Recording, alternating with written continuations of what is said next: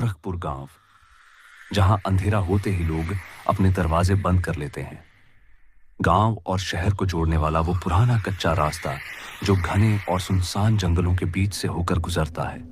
दिन में ये रास्ता शांत दिखाई देता है, लोग बिना किसी डर के इस पर आ जा सकते हैं। लेकिन जैसे ही रात होती है, ये रास्ता अचानक बदल जाता है। चारों तरफ गहरा अंधेरा, झाड़ियों से आती अजीब आवाजें और कभी-कभी पेड़ों के बीच किसी के चलने जैसी सरसराहट। आज रात उस रास्ते पर रामकिशन और उसका बेटा हरिदास अपनी बैलगाड़ी लेकर घर लौट रहे थे। बाबा, ये रास्ता सही नहीं लग रहा। लोग कहते हैं इस जंगल में अजीब अजीब आवाजें आती हैं। चुप रह बेटा, ये सब बुजुर्गों की बनाई कहानियां हैं। जल्दी घर पहुंचना है, ये रास्ता सबसे छोटा है। रात गहरी हो रही थी, पेड़ों के बीच घना कोहरा फैलने लगा। अचानक चारों तरफ सन्नाटा छा गया, बस बैल की घंटियों की आवाज ही सुनाई दे रही थी।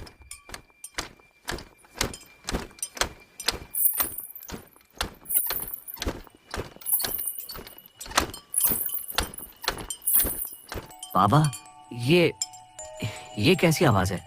ये तो किसी औरत की चूड़ियों जैसी लग रही है।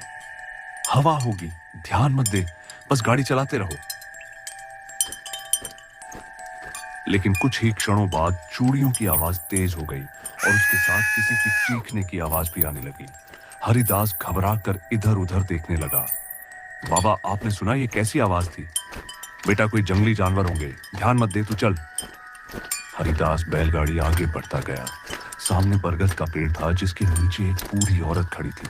उसके बाल बिखरे हुए थे, कपड़े फटे हुए और आंखों में अजीब सी लाल चमक थी। बेटा, मेरी मदद करो, मैं बहुत दूर से आ रही हूँ, मुझे अपने घर तक छोड़ दो। रामकिशन ने बैलगाड़ी रोक दी। अम्मा, इतनी रात गए आप यहाँ क्या कर रही हैं? मेरा बेटा मुझे यहाँ छोड़ गया है, मुझे बस गोरखपुर के किनारे तक छोड़ दो। बाबा, ये ठीक नहीं लग रही। चुप रह, इंसानियत नाम की भी कोई चीज होती है। अम्मा, गाड़ी पर चढ़ जाओ। बूढ़ी औरत धीरे धीरे गाड़ी में बैठी। बैठते ही चारों तरफ ठंडी हवा का तेज झोंका चला। बैलगाड़ी चलने लगी, लेकिन अब घंटियों की आवाज अजीब सी भारी हो गई थी। अचानक पीछे से भारी सांस लेने की आवाज आने लगी। हरिदास ने धीरे से पीछे देखा। वो बूढ़ी औरत अब हंस रही थी, लेकिन उसका चेहरा पूरी तरह बदल चुका था। उसकी आंखें खून जैसी लाल और मुंह कान तक फटा हुआ। हरिदास की रूह कांप उठी और चीखते हुए बाबा से बोला, बाबा, ये इंसान नहीं है। रामकिशन ने जैसे ही पीछे देखा, डर से उसकी रूह भी कांप उठी। अब गाड़ी अचानक अपने आप तेज दौड़ने लगी। चारों तरफ भयानक चीखों की गूंज होने लगी। तुमने मुझे अपने साथ लिया, अब कभी मुझे छोड़ नहीं पाओगे। हरिदास डर के मारे बैलगाड़ी से कूद गया। रामकिशन भी उसके पीछे कूदा। दोनों भागते हुए गांव की तरफ दौड़े। पीछे से गाड़ी अपने आप चलती रही और बूढ़ी औरत की हंसी रात के अंधेरे में गूंजती रही।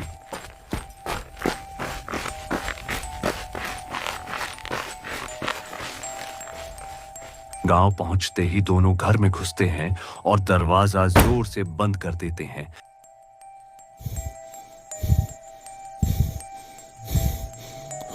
हरिदास हाँफते हुए बोला, बाबा, वो आखिर थी कौन?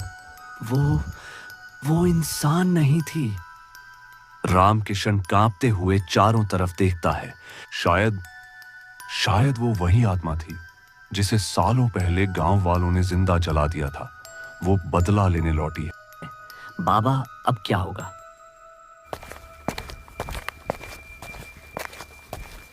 रामकिशन और हरिदास कांपते हुए बिस्तर पर बैठ जाते हैं। अचानक खिड़की के बाहर से चूड़ियों की खनक सुनाई देती है। धीरे धीरे आवाज तेज होने लगती है। हरिदास घबरा कर खिड़की की तरफ देखता है। कोहरे के बीच में बस दो लाल चमकती आंखें दिख रही हैं। हरिदास चीखते हुए बोला, बाबा, वो यही है। रामकिशन उसकी तरफ बढ़ता ही है कि अचानक खिड़की अपने आप जोर से खुल जाती है और अंदर ठंडी हवा का तेज झोंका भर जाता है। लाल कोहरा कमरे में फैलने लगता है, जैसे कोई अदृश्य शक्ति अंदर घुस आई हो।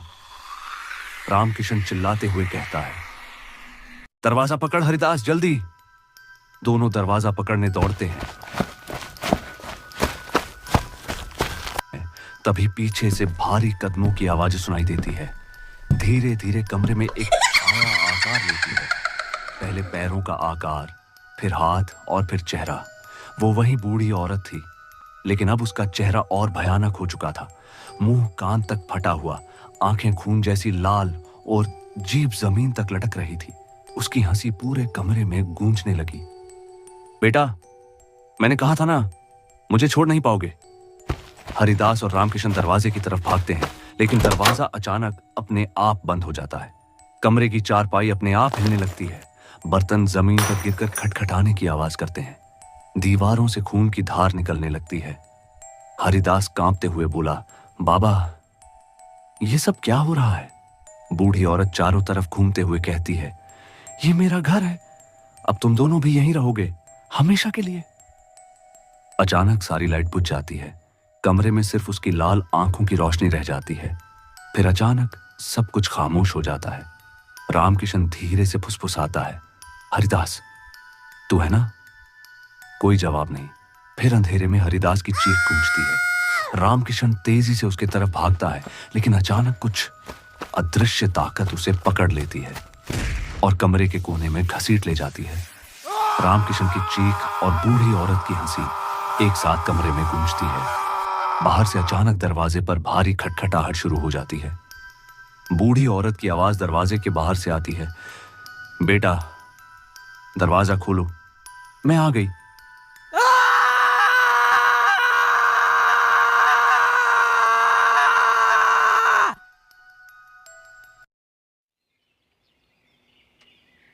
हल्की सुबह की धुंधली रोशनी थी। गांव में हर तरफ खामोशी और अजीब सा सन्नाटा। कहीं कहीं मुर्गे की बांग सुनाई दे रही है, लेकिन माहौल में अजीब बेचैनी है।